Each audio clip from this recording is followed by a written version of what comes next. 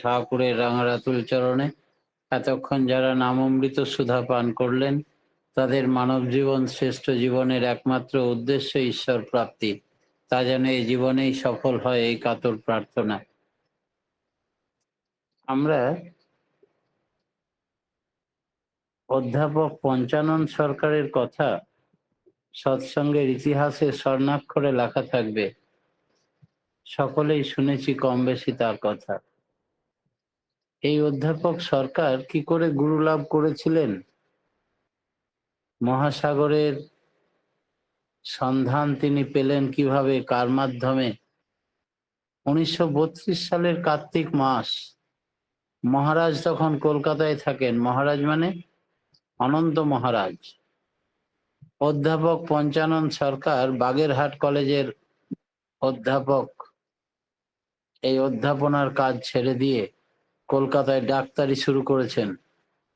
তার বহু পাণ্ডিত্য, বহু জ্ঞানীগুণী মানুষ, অনেকগুলো বিষয়ে তিনি মাস্টার ডিগ্রি। তথাকথিত সাধু সন্ন্যাসী বিভিন্ন ধর্ম সম্প্রদায়ের সম্বন্ধে তার ছিল একটা বিরূপ ধারণা। তিনি ভাবতেন এরা মানুষকে বিভ্রান্ত করে নিজেদের উদরপূর্তির চেষ্টা করে মাত্র। লোক পরম্পরায় শুনেছেন তিনি সৎসঙ্গের কথা, ঠাকুরের কথা। আরো শুনলেন ওদের সামনে পড়লে কারোর আর রেহাই থাকে না, কথা বলার শক্তি রহিত হয়ে যায়, সঙ্গে সঙ্গে দীক্ষা নিতে বাধ্য হয় সে। দৃষ্টিতে ওদের জাদু আছে। ভণ্ডামি ভেঙে দেওয়ার উদ্দেশ্যে খোঁজ করে তিনি গিয়ে উপস্থিত হলেন 8 নম্বর অখিল মিস্ত্রি লেনের সৎসঙ্গ বাসায়। শুনলেন দোতলার ঘরে মহারাজ আছেন। সৎসঙ্গ ধর্মীয় প্রতিষ্ঠান, তার আবার মহারাজ? নিশ্চয়ই জটাজুটোধারী, দুর্গন্ধযুক্ত নোংরা গেরুয়া আলখাল্লা পরিহিত কিম্ভূত কিমাকার একটি লোক হবে। কোন সন্ন্যাসী হবেন ভাবছেন অধ্যাপক। উঠলেন দোতলায়, ঢুকলেন নির্দিষ্ট ঘরে। কই, কোন সাধু মহারাজ তো নেই এখানে। দেখলেন পুরো এক গদিতে দুগ্ধ ফেনা সম শুভ্র সুকোমল শয্যায় হাসি মুখে শুয়ে বিশ্রাম করছেন এক বিশিষ্ট ব্যক্তি। পরনে মূল্যবান ধুতি, কালো পাড়, বিছানার উপরে সোনার ঘড়ি রাখা, চেন, সোনার ফাউন্টেন পেন পরে আছেন, হাতে হীরার আঙুঠি, সোনার মুখ নল যুক্ত গড়গড়ায় সুগন্ধি তামাক খাচ্ছেন।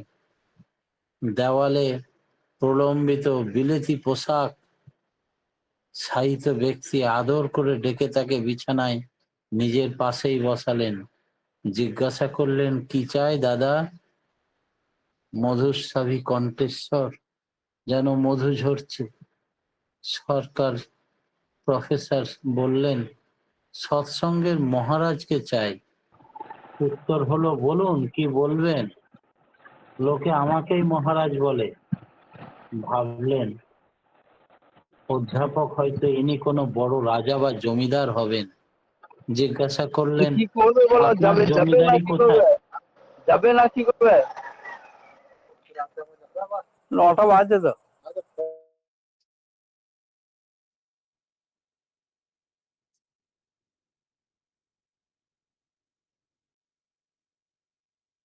সৎসঙ্গ মহারাজকে চাই। উত্তর করে বললেন, বলুন কি বলবেন?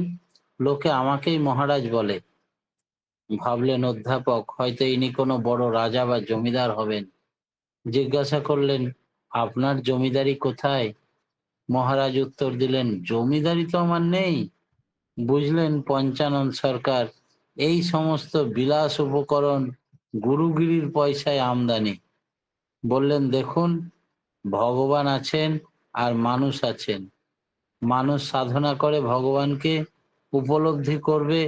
প্রত্যেকের একটা নিজস্ব রকম আছে, বৈশিষ্ট্য আছে, স্বাতন্ত্র্য আছে, তার মতো করে সে ঈশ্বরকে বুঝবে। মাঝখানে আপনারা গুরুর দল পড়ে আপনাদের রঙে রাঙিয়ে ঈশ্বরকে পরিবেশন করে মানুষকে বিভ্রান্ত করেন কেন বলুন তো? প্রশ্ন করে অধ্যাপক বুঝতে পারলেন মহারাজকে এই জাতীয় মধ্যস্থতার বিষময় পরিণাম।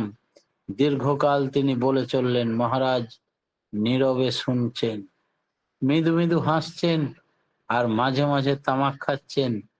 মধ্যাহ্নে উপস্থিত হয়েছে অধ্যাপক সরকার। রাত্রি গভীর হতে চলল।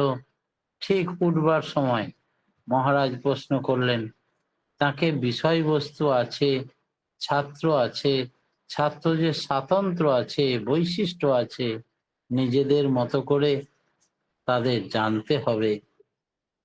নিজেদের মতো করে সেই বিষয়বস্তুকে বোঝাবে কে? অধ্যাপকই বা কেন মাঝখানে থেকে নিজেদের রঙে রাঙিয়ে বিষয়বস্তু পরিবেশনে ছাত্রদের বিভ্রান্ত করে বলুন তো? অধ্যাপক বললেন, কাঁচা মাথা, দুরূহ বিষয় অভিজ্ঞ ব্যক্তি না বুঝিয়ে দিলে বুঝবে কেন ছাত্ররা? মহারাজ বললেন, আর ঈশ্বর প্রসঙ্গ কি বেশি দুরূহ নয়? সামান্য আক্ষরিক বিদ্যায় যদি শিক্ষকদের প্রয়োজন হয়, তবে আধ্যাত্মিক বিদ্যা জানতে গেলে কেন ঈশ্বরের প্রয়োজন হবে না? চিন্তা করতে করতে ফিরে গেলেন সরকার সাহেব। পরদিন এসে আবার নতুন ভাবে গুরুবাদের উপকারিতা সম্বন্ধে বলতে লাগলেন। সেদিনও মহারাজ নীরব। কেবল উঠবার সময় একটি প্রশ্ন। 14 দিন চলল এইভাবে। অধ্যাপকের বক্তব্য শেষ হয়ে গেল। মহারাজ শেষ দিনের প্রশ্নের উত্তর খুঁজে পেলেন না। দীক্ষা নিয়ে ধন্য হলেন। এরপর পৌষ মাসে আশ্রমে এসে ঠাকুর দর্শন করে যান। পুনরায় বৈশাখে স্থায়ীভাবে চলে আসেন ইষ্ট সেবায় ব্রতী হয়ে। প্রথমে তিনি বিভিন্ন স্থানে ঘুরে বেড়াতেন। তিনি কখনো দলবদ্ধভাবে, তারপর শ্রী ঠাকুরের নির্দেশে তপোবনে শিক্ষকতার কাজ শুরু করেছিলেন। আত্মনিয়োগ, আত্মসমর্পণ করেন ঠাকুরের শ্রীচরণে। এই দীক্ষা নেওয়ার পরে হুজুর মহারাজের ঘরে দেখেছিলেন ঠাকুরের ছবি। অত্যন্ত উজ্জ্বল, সুন্দর, সৌম্য মূর্তি। তিনি ভাবলেন, মহারাজ তো বলেছেন একবার ঠাকুরকে দেখে আসুন। তিনি জ্যান্ত বিগ্রহ, চলন্ত দেবতা, যা জীবনে দেখেননি আপনি। দেরি করবেন না কিন্তু। তাই তিনি হঠাৎ ঠিক করলেন বাংলাদেশের হিমায়তপুরে পাবনা জেলায় গিয়ে ঠাকুর দর্শন করতে যাবেন একা একা। শুরু করলেন যাত্রা। ঠিক হিমায়তপুর আশ্রমে ঢোকার আগে পদ্মা নদী পার হতে হবে। নৌকাতে চেপেছেন। মাঝ পদ্মায় এসে শুরু হলো তুমুল ঝড় তুফান, উথাল পাথাল তরঙ্গ। এই বুঝি নৌকা ডুবি হয়ে যায়, প্রাণ বুঝি যায়। সকলে চিৎকার করে কাঁদতে লাগলেন। হঠাৎ তিনি বেরিয়ে এলেন নৌকার ভেতর থেকে। সবাইকে শান্ত করে বললেন, শুনুন, কেউ ভীত হবেন না, সন্ত্রস্ত হবেন না। আমি বিশ্বপিতার দীক্ষা নিয়ে এসেছি। তিনি দেশ দুনিয়ার মালিক স্বয়ং। আমি তার নাম করতে বসছি। তিনি নিশ্চয়ই আমাদের সকলকে রক্ষা করবেন। তার কাছে প্রার্থনা কখনো ব্যর্থ হয় না। আপনারা নিশ্চিন্তে একটু বসুন। বলে আবার নৌকার ভেতরে গিয়ে ধ্যানে বসলেন পঞ্চানন সরকার, প্রথম দীক্ষিত মানুষ। তিনি এই বিপদের মুখে এত মানুষের প্রাণ রক্ষা করবেন বলে কথা দিয়েছেন। আকুল ভাবে প্রার্থনা জানাতে লাগলেন শ্রী শ্রী ঠাকুরের রাঙারাতুল চরণে। ঠাকুরের সিংহাসন টলে উঠল। তিনি বসেছিলেন আশ্রমে, উঠে বসলেন। আর ওই মধ্য পদ্মায় একটা ছোট পাহাড় বা টিলা উঠে পড়ল তলদেশ থেকে একেবারে উপর পর্যন্ত। নৌকাটা সেখানে আশ্রয় নিল। আরো বহু নৌকা আশ্রয় নিল। ঝড় ঝঞ্ঝা যখন থেমে গেল, স্তব্ধ হলো প্রচন্ড জলের উথাল পাথাল তরঙ্গ, তখন আবার সেই টিলা পাহাড়টা অতল জলে তলিয়ে গেল। বাকি পদ্মা পেরিয়ে এলো। সকলেই তো আশ্চর্য, এরকম ঘটনা তো জীবনে কখনো কেউ দেখেনি। মাঝ পদ্মায় আবার নদীর বুকে পাহাড় কি করে এলো? আবার চলেও গেল ঝড়ঝঞ্ঝা চলার সঙ্গে। এই আশ্রয় দিল কে? সকলেরই জিজ্ঞাসা। আর তিনি জানেন তার পরম পিতার কাছে আকুল প্রার্থনায় সকলের প্রাণ বাঁচানোর জন্য তিনি এই কাণ্ড করেছেন। যখন আশ্রমে ঢুকছেন তখন অর্ধশায়িত অবস্থায় তিনি শুয়ে আছেন। প্রণাম করলেন। জীবনে প্রথম জগদীশ্বরকে দেখে দর্শন হলো তার। প্রণাম করে মনে মনে ভাবছে যে মহারাজের ঘরে দেখেছিলাম কত উজ্জ্বল চেহারা, এখন তো দেখছি একটু কালো কালো ছাপ। ঠাকুর তখন অর্ধশায়িত অবস্থা থেকে বললেন, দূর থেকে দেখি আমি কত যেন ভালো, কাছে আমি দেখি মুখ কাব্যের সঙ্গে তিনি ছড়া বানিয়ে শুনিয়ে দিলেন আমার মনের কথাটা। তারপরে শুরু হলো, বললেন শোনেন পঞ্চানন্দা, আপনার বহু কাজ, দীর্ঘদিন অধ্যাপক এর কাজ করেছেন, অনেক বিষয়ের উপরে মাস্টার ডিগ্রি আপনার, অনেক পাণ্ডিত্য আছে। এই সৎসঙ্গের তপোবন স্কুলে আপনি হবেন জাদু মাস্টার। যারা জীবনে বই লেখাপড়া করেনি অথবা ক্লাস 2, 3, 4 পড়ে বিয়ে থা হয়ে গেছে মায়েদের, এই সমস্ত মানুষকে, পিছিয়ে পড়া মানুষকে আপনি রোজ ঘরেই পড়াবেন, ফর্ম ফিল আপ করাবেন ম্যাট্রিকের, 2 বছর পড়ার পরেই ম্যাট্রিক পরীক্ষায় বসাবেন, সবাই পাস করে যায় যেন সেধারে নজর রাখবেন। আপনার দক্ষতা, যোগ্যতা, সাজেশন কেউ ফেল করবে না। ঠাকুরের বিশেষ আশীর্বাদ পুষ্ট মানুষ জাদু মাস্টারে পরিণত হলেন। সেখানে সমস্ত আশ্রমবাসীদের, আবাল বৃদ্ধ নরনারী, সমস্ত বিবাহিত অবিবাহিত সমস্ত মানুষকে 2 বছর পরই এই ম্যাট্রিক পাস করিয়ে দিলেন এই সরকারদা। সারা জীবনে তিনি থেকে গেলেন ঠাকুরের আশ্রমে, ঠাকুরের সেবায়িত হিসাবে। এইরকম করে যতজন তখনকার সাধক ছিলেন তাদের সাধনা শুনলে চমকে উঠতে হয়। জীবনের স্যাক্রিফাইস ছাড়া সাধনা সিদ্ধ হয় না। আপনারা মহারাজের সাধনা তো জানেন, গায়ে পিঁপড়ে উঠে যেত, খাওয়া ঘুম সব বাদ দিয়ে নিশ্চল ভাবে তিনি পরম পিতার নাম ধ্যানে মগ্ন হতেন। তেমনি করে গোসাই, যাকে 10,000 শিষ্য নিয়ে তিনি সারেন্ডার করেছিলেন ঠাকুরের শ্রীচরণে, সমস্ত শিষ্যদের তিনি আবার দীক্ষা দিয়েছিলেন ঠাকুরের সৎমন্ত্রে। সেই গোসাইয়ের সাধনার কথা একটু বলি। 1931 সাল থেকেই গোসাই আবার কঠোর সাধনায় আরম্ভ করলেন। কখনো কীর্তন হতো, কীর্তনে তিনি যোগ দিতেন, কথা বলতেন, একমাত্র শ্রী শ্রী ঠাকুরের সঙ্গেই কথা বলতেন, অন্য কোনো ব্যক্তির সঙ্গে কথা বলতেন না। ঠাকুর প্রসঙ্গে কোনো প্রশ্ন করলে স্লেটে লিখে তার উত্তর দিতেন। গোটা দিনে একেবারে নিরম্ব থাকতেন। তিনি নির্বাক হয়ে সাধনা করতেন। ঠাকুরের কোনো কাজের প্রয়োজন হলে সেটা করতেন, কিন্তু অন্য কোনো কাজ, কোনো আলাপ আলোচনায় যোগ দিতেন না। ঘুম একেবারে ছেড়ে দিলেন। 24 ঘন্টা নিরবিচ্ছিন্ন ধ্যান, নাম, জপ এই নিয়ে ডুবে থাকতেন। যে অনুভূতি ঠাকুর দয়া করে দান করেছিলেন, এক লহমার সংস্পর্শে দীক্ষার পূর্বে সেই চরম স্তরের ভাবভূমিতে নিয়ত স্থিতিশীল হতেই হবে, তার এই প্রতিজ্ঞা। প্রথম দিনের রাত্রে মাত্র একবার করে ফল জল খেতেন, তারপর খেতেন শুধু 1 গ্লাস করে দুধ, শেষে আরম্ভ করলেন রাত্রে সাবু ভেজানো। সারাদিন জল স্পর্শ করতেন না। দীর্ঘ 3 বছর চলে তার এই সাধনা, কঠোর তপস্যা। আকাঙ্ক্ষা তার পূর্ণ হলো। দয়াল ঠাকুরকে পুরোপুরি উপলব্ধি করতে পারলেন। নিজের অন্তরের অন্তঃস্থলে কে যেন সাড়া দেয়, প্রত্যেকটি মুহূর্তে জাগ্রত ভগবান তার পরিচালক মালিক হয়ে উঠলেন।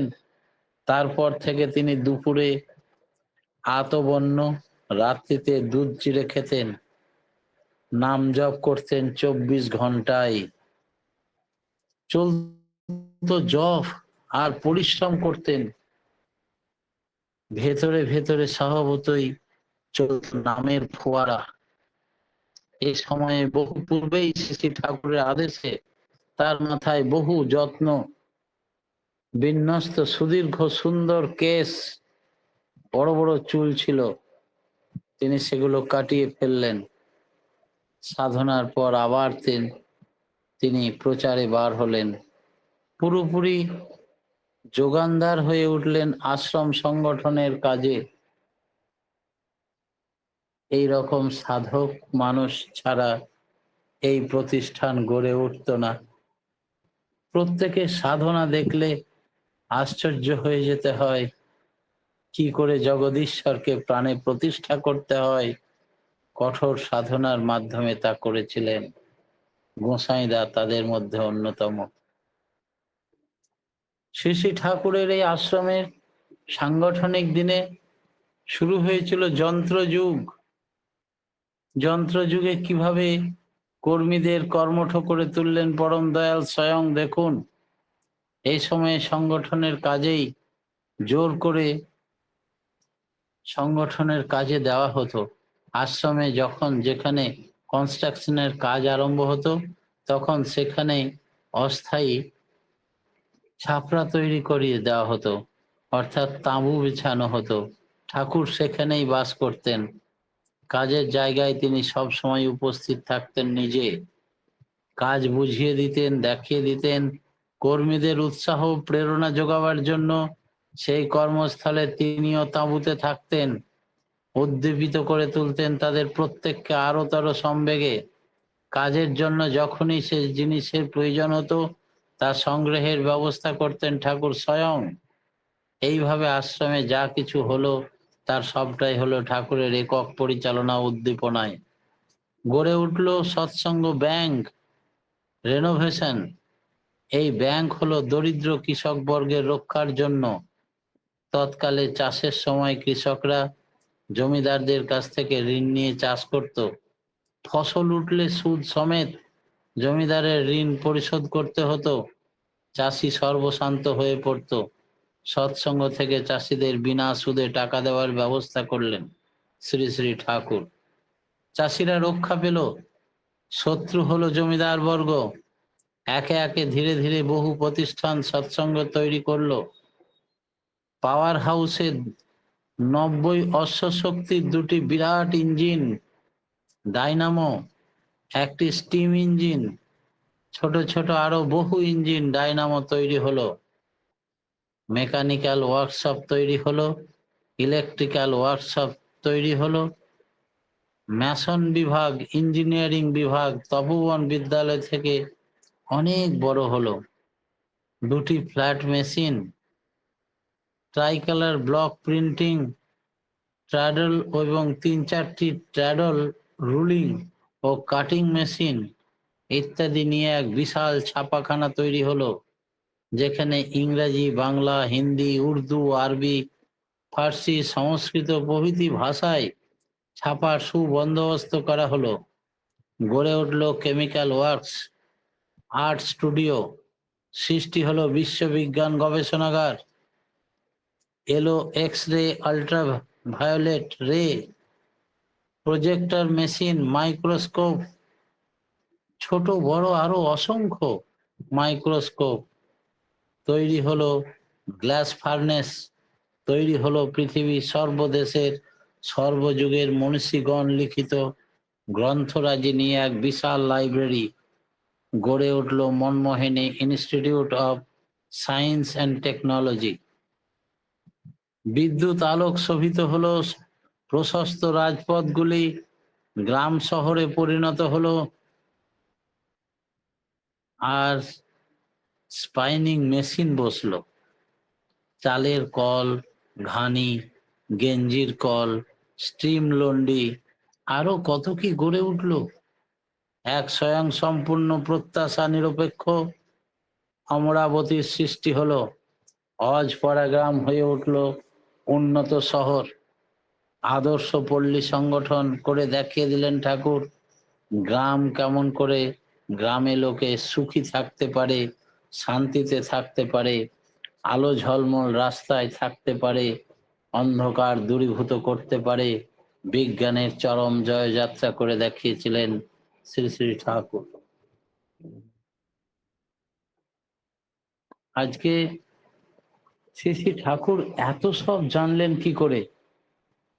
তিনি ফুলফিলার the best creators of all, supreme god, supreme father. তাকে বলা হয় সর্বদ্রষ্টা শ্রী শ্রী ঠাকুর। কিরকম? 1962 সাল ফাল্গুন মাস, কলকাতায় শ্রীযুক্ত বড় বৌদির কঠিন অসুখ হয়েছে। চিত্তরঞ্জন সেবা সদনে তার চিকিৎসা চলছে। বর্দার পুত্র কন্যা বহু সৎসঙ্গী ডক্টর সূর্য বসু প্রায়ই হাসপাতালের প্রাঙ্গণে উপস্থিত থাকতেন। বড় মা বর্দা বৌদিকে দেখার জন্য কলকাতায় যান। দীর্ঘদিন কঠিন সংগ্রামের পর বৌদি সুস্থতা লাভ করে বাড়ি ফিরে আসেন। চৈত্র মাসে শ্রী শ্রী ঠাকুর ঋত্বিক আচার্যদেবকে বললেন, কেষ্টদাকে বললেন, শ্রী শ্রী ঠাকুরের বাংলা ইংরেজিতে অনুবাদ করে ফেলতে হবে সমস্ত বই। ঠাকুরের ভাবধারা এবং শক্তিশালী ভাষার ঝংকার মাধুর্য যেন অক্ষুণ্ণ রেখে বাংলার মতো করে ট্রান্সলেট করতে হবে। ঋত্বিক আচার্য ছাড়া অনেকেরই সাহায্য প্রয়োজন হবে। তার হাতে ক্রাইমস হওয়ায় তিনি লিখতে পারছেন না, তার কাজের অসুবিধা হচ্ছে। সেই সময় ঠাকুর তাকে হিন্দি, বাংলা, ইংরাজি 3টি মূল্যবান টাইপরাইটার আনিয়ে দিলেন। ঋত্বিক আচার্য অনুবাদ আরম্ভ করলেন, শেষ পর্যন্ত বেশিদূর অগ্রসর হতে পারছেন না। সেই সময় ঠাকুর থাকতেন জামতলার ঘরে, ঋত্বিক আচার্য থাকতেন তার পাশেই একখানা ঘরে। ঘরেই লাইব্রেরি করে দিলেন। বিভিন্ন দেশ বিদেশীয় ভাষায় পৃথিবীর সর্বদেশীয় মহামূল্য দুষ্প্রাপ্য গ্রন্থগুলো এনে দিলেন শ্রী শ্রী ঠাকুর। গড়ে উঠল এক বিশাল লাইব্রেরি। বহু ভাষায় বহু সহস্র পুস্তকের এক বিরাট সমাবেশ। ওকালতি, ডাক্তারি থেকে আরম্ভ করে জ্ঞান, বিজ্ঞান, দর্শন, সাহিত্য, কাব্য, পুরাণ, বেদ, এমন কিছু বিষয় নেই যে এই লাইব্রেরিতে পাওয়া যায় না। দিবারাত্র পড়তেন ঋত্বিক আচার্য কেষ্টদা। শুধু পড়তেনই না, তা হজম করতেন এবং এই পুস্তকের সম্পূর্ণ বিষয়গুলি শ্রী শ্রী ঠাকুরের চরণে নিবেদন করতেন প্রত্যেক দিন। এত বড় বিশাল সংকলনের একখানা পুস্তকও না পড়া ছিল না তার। একদিন মধ্যরাত্রে আশ্রম প্রাঙ্গণে বসে আছেন শ্রী শ্রী ঠাকুর একখানা চেয়ারে। সামনে পূজনীয় ঋত্বিক আচার্যদেব, কতিপয় সৎসঙ্গীরা বসে আছেন। ঋত্বিক আচার্য বললেন, বিশ্বের শ্রেষ্ঠ বিজ্ঞানীরা অভিমত প্রকাশ করেছেন জড়বস্তু সমূহ ক্রমশ শক্তিতে রূপান্তরিত হয়ে যাচ্ছে। বিভিন্ন সৌরজগতের মধ্যে দূরত্ব কমে যাচ্ছে, সেগুলি কলেবর ক্ষীণ হতে ক্ষীণতর হয়ে যাচ্ছে দিন দিন। এইভাবে চলতে থাকলে সুদূর ভবিষ্যতে দৃষ্টি লোপ হয়ে যেতে পারে। শ্রী শ্রী ঠাকুর বললেন, বিধাতার সৃষ্টি লুপ্ত হবে না কখনো। এক ব্রহ্মাণ্ড ধ্বংস হবে তো অন্য ব্রহ্মাণ্ড গড়ে উঠবে, এটা প্রকৃতির নিয়ম। বিজ্ঞানীরা কি দেখেন জানি না, আমি দেখতে পাচ্ছি না। ক্রমক্ষয়িষ্ণু ব্রহ্মাণ্ডগুলির পারস্পরিক ব্যবধান ক্রমশ বাড়তে থাকলেও এর মধ্যে গজিয়ে উঠেছে নতুন সৃষ্টির অঙ্কুর, ঘনীভূত জ্যোতিষসত্তা স্বরূপ। আপনারা বিজ্ঞানের দৃষ্টিতে এ কথা ধরা পড়ে না, কিন্তু সহস্র বিস্ময়ে উত্তর দিলেন ঋত্বিক আচার্যদেব। বৈজ্ঞানিকরা বলেছেন ব্রহ্মাণ্ডগুলির মধ্যে দূরত্ব যেমন বাড়ছে, তেমনি মাঝে মাঝে আবার নতুন গ্যালাক্সি দেখা যাচ্ছে। ঠাকুর বলেন, ওই তো নবসৃষ্টির সূচনা। জিজ্ঞাসা করে বললেন ঋত্বিকাচার্য ঠাকুর, বিজ্ঞানীরা মহা শক্তিশালী দূরবীক্ষণ যন্ত্র আরো কত বিচিত্র যন্ত্রের সাহায্যে মহাশূন্যে যে সমস্ত তথ্য আবিষ্কার করেন, আপনি খালি চোখে সেগুলি কি করে দেখতে পান? শ্রী ঠাকুর বললেন, মহাশূন্যে তো আমি দেখি না, আমি দেখি এই দেহ ভাণ্ডে। যা আছে বিশ্ব ব্রহ্মাণ্ডে তা আছে এই দেহ ভাণ্ডে। তাই চোখ বন্ধ করে নিজের অন্তর্দৃষ্টির খুলে আমি সচক্ষে দেখি। তাই এত জোর দিয়ে বলতে পারি। নিজের আঙুল সংকেত করে নিজের শরীরটাকে দেখিয়ে বললেন, বুঝিয়ে দিলেন পরম দয়াল, যা আছে বিশ্ব ব্রহ্মাণ্ডে তা আছে আমাদের প্রত্যেকের দেহ ভাণ্ডে। তিনি শুধু বিশ্বনাথ নন, বিশ্বরূপ বিশ্বম্ভর। এই সময় তার দৃষ্টি ভেসে বেড়াচ্ছে কোন সুদূরে অপরূপ দীপ্তি উদ্ভাসিত মুখমণ্ডল। বাণী দেওয়ার সময় নিয়ত দেখা যায় এই রূপ সমাধি অবস্থায় তিনি বিচিত্র রূপ দর্শন করছেন আর বিভিন্ন ভাষায় বলছেন, ব্যক্ত করছেন। নির্বাক বিস্ময়ে হতভম্ব হয়ে যায় আমরা, বিহল ভাবে শুনতে থাকি তার কথা। হাসতে হাসতে ঠাকুর একদিন বললেন, আমি যেমন দেখি আপনাদের ইচ্ছা করলে তেমন দেখাতে পারি প্রত্যেককে। বিধাতার শ্রেষ্ঠ সৃষ্টি মানুষ, নিখিল ব্রহ্মাণ্ডে যখন যেখানে যা ভাঙাগড়া হয়, রূপান্তর ঘটে, তার পূর্ণ প্রতিফলন হয় মানুষের দেহের মধ্যে। চেষ্টা করলে আপনাদের সাধনার মাধ্যমে সেটা দেখতে পারেন। আচার্যের কাছে জেনে নিন বিধিমাফিক নাম ধ্যান কিভাবে করতে হয়। তিনি সবাইকে দেখিয়ে দিতে চান বিশ্ব ব্রহ্মাণ্ডের সর্বস্রষ্টা কিভাবে সৃষ্টি করেছেন, তার প্রতিচ্ছবি দেহ অভ্যন্তরে কিভাবে রেখেছেন। শ্রী ঠাকুর তিনি সর্বদ্রষ্টা, তিনি একই সঙ্গে সবকিছু দেখতে পান। আজকে আমরা যে সৎসঙ্গীরা দণ্ড হাতে নিয়ে ঘোরেন, এই দণ্ড কিভাবে এলো, কোথা থেকে এলো, আমাদের অনেকেরই জানা নেই। সেই বিষয়ে শ্রী ঠাকুর পাবনা আশ্রমে থাকাকালীন বহিরাগত দর্শক বর্গকে দেখে বহু সৎসঙ্গীকে আশীর্বাদ করলেন এবং একখানা করে বাঁশের লাঠি দিতে আরম্ভ করলেন। লাঠির মাথা, গলা ও গোড়ায় সুন্দর করে বাঁধানো থাকে। আগে বাঁধানো হতো কোনোটা সোনায়, কোনোটা রূপোয়, কোনোটা বা জার্মান সিলভারে। পরবর্তীকালে রূপো এবং জার্মান সিলভার বাদ দিয়ে স্টেনলেস স্টিলের এবং অন্য ধাতুতে বাঁধানো হয়। লাঠির মাথায় ধর্মের সংজ্ঞা, জনত মেনস তথা নিঃসাং জীবনং বর্ধনঞ্চপি ধীয়তে স্বধর্ম, এবং গলায় সৎসঙ্গের লেখা থাকে সংজ্ঞা আত্মনঃ সর্বজোষাহি জীবনং বর্ধনামি গম পরোক্ষ স এব সৎসঙ্গ। খোদাই করে লেখা থাকে। এই লাঠি সামান্য বাঁশের তৈরি হলেও মানুষের কাছে অসামান্য এর মূল্য এবং মর্যাদা। সেই পুরুষোত্তম প্রদত্ত আশীর্বাদী এই ব্রহ্মদণ্ড সর্বযুগের সর্বকালের সর্বশ্রেণীর লোকের পরম সম্পদ। প্রভুপাদ নিত্যানন্দ শ্রী শ্রী মহাপ্রভুর গুরুদত্ত ব্রহ্মদণ্ড তাঁর বইতে পাওয়া যায় এবং ভেঙে ফেলার আকুল তিনি কেঁদেছিলেন আকুল ভাবে। শ্রী চৈতন্য বড় দুঃখে তিরস্কার করেছিলেন শ্রীপাদকে। গুরুপদ বিচ্যুতির তীব্র শোকে সর্বসঙ্গী ত্যাগ করে সম্পূর্ণ একক আরম্ভ করেছিলেন তার জীবনযাত্রা।